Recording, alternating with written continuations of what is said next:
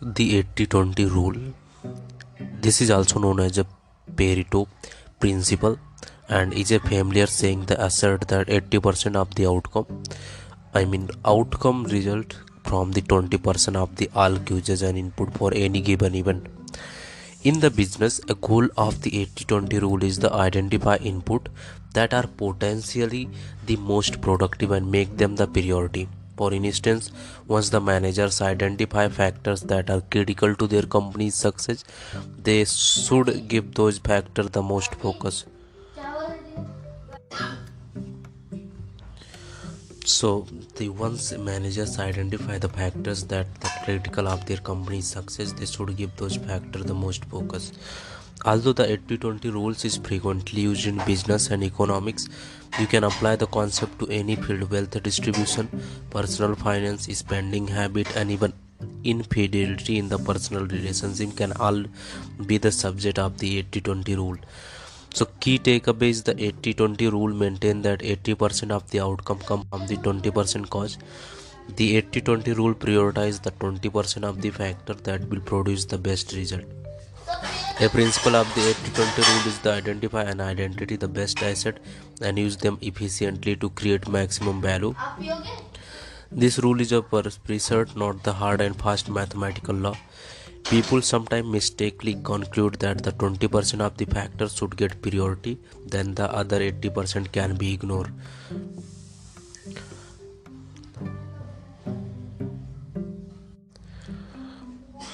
How does the 80-20 rule work? You may think the 80-20 rule as simple cause the effect. 80% of the outcome come from the 20% of the cause input.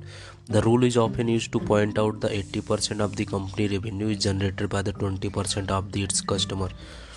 And viewed in this way, it might be advantageous for the company to focus on the 20% of the client that are responsible for the 80% of the revenue and market especially to them. By doing so, the company may retain those clients and acquire new clients with the similar characteristic.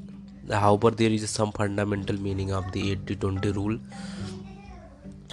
Core principle, as it's a core 80-20 rule is about identifying an entity best asset and using them efficiently to create maximum value. For example, a student should try to identify which part of the textbook will create the most benefit for an oncoming exam. For example, if you have studied in any classroom, you know that some of the IMP important questions and some of the less important. So you can use the most IMP and use the less IMP.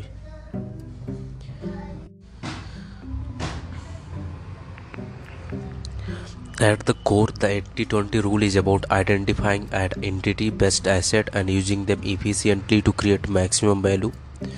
For example, you have the some of the part that is important, some of the less important. So do the important one first and the less important ones. Like in my school, what I was doing that what was the important in the book I read them, and what was the less important I just ignore them, because in that, like in the textbook. So this is the principle that 80% of the your work is less important, 20% is most important. So what is the most important? Do that work first. Misinterpretation: people may not realize that 80-20 rule is precept, not a hard and fast mathematical law. Furthermore, it is not necessary that the percentage equal 100%. Input and output simply represent difference unit. So the percentage of these units don't have to add up the 100%. It's a concept behind the rule that's matter. There is another way in which the 80-20 rule is misinterpreted, namely that the 20% of the input are the most important, then the other 80% must not be important. This is a logical fallacy. The 80% can be important even if the decision is made by the prioritize the 20%. What is the 80-20 rule background? Before going to that, understand the business managers from all industries use the 80-20 rules to help narrow their focus and identify those issues that cause the most problem in their department and organization.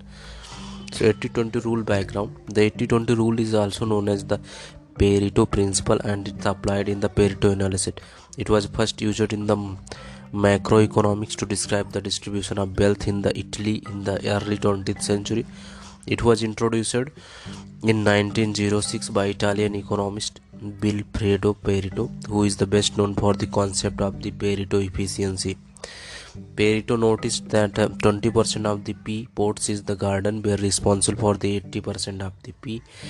Pareto expanded this principle on the macroeconomics by showing that 80% of the wealth in the Italy was owned by the 20% of the population.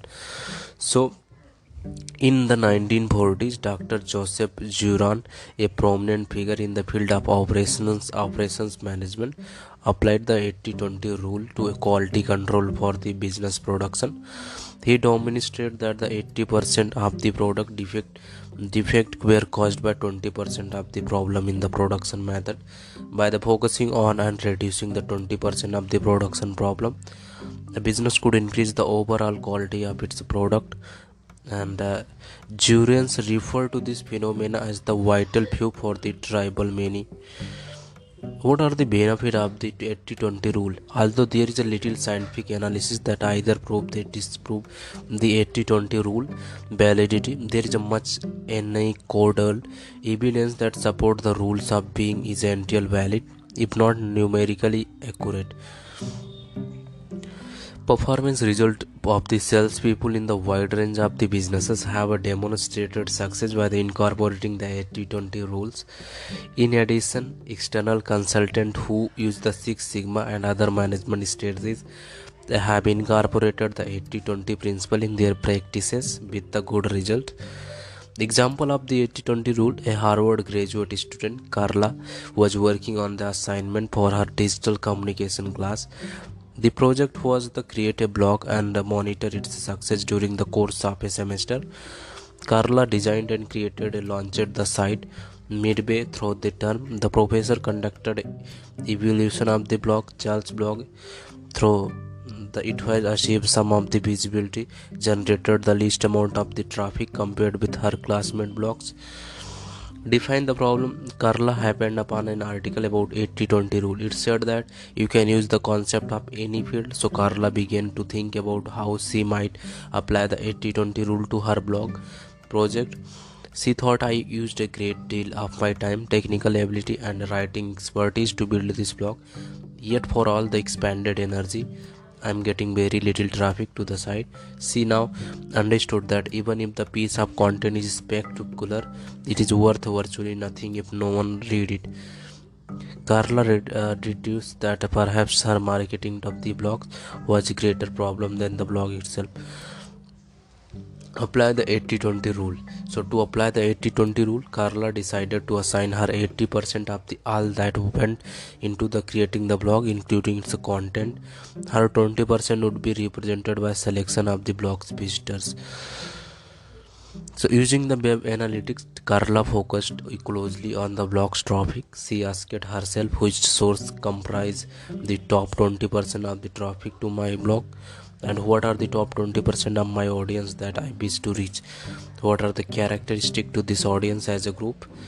Can I afford to invest more money and effort into satisfying my top 20% readers? In terms of content, which blog post constitute the top 20% of best performing topics? Can I improve upon those topics and get even more traction from my content than I am getting now? Carla analyzed the answer to this question and edited to her blog accordingly. She adjusted the blog design and persona to align with her top 20% target audience. And for the common in micro marketing, she rewrote some content to meet her target reader needs more fully. Significantly, although her analysis did confirm that the blog biggest problem was its marketing, Carla did not ignore its content. She remembered that the common fallacies of the article is if 20% of the input are most important, then the other 80% must be unimportant, and didn't want to make that mistake again. She knew that it was necessary to address aspect of the content as well. The result was that by applying the 80-20 rule to her blog project, Carla came to understand her audience better and therefore targeted her top 20% of the readers more purposefully. She reworked the blogs and structure and content based what she learned, and traffic to her site rose by more than 220%. So the 80-20 rule is a principle that states 80% of the outcomes are derived from the 20% of the causes. It is used to determine the factor typically in the business situation that are the most responsible for success and then focused on them to improve the result. This rule can be applied to circumstances beyond the realm of businesses too. So what does 80-20 rules means? It's a hard. The 80-20 rule simply underscore the importance of exerting your energy on those aspects of your business and life, sports, activity, musical performance, blog, etc. that get the best result. However, it does not mean people should then ignore the areas that is less successful. It's about prioritizing and focus and task, and even then solving the problem that reveal themselves due to that focus. So how do you can use the 80-20 rule to invest? When building a portfolio, you could consider investing in 20% of the stock in the S&P 500 that have contributed 80% of the market return, or might create the 80-20 allocation. 80% of investment could be lower risk index fund, and 20% might could be growth fund.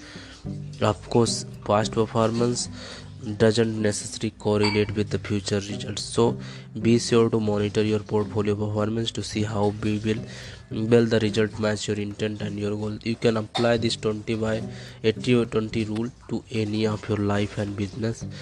I hope you have loved this episode. If you loved, make sure rate us, give the feedback. That would be great for us. I want to thank my sponsors Arvind Upadhyay Books, Arvind Upadhyay and Arvind Enterprises Group.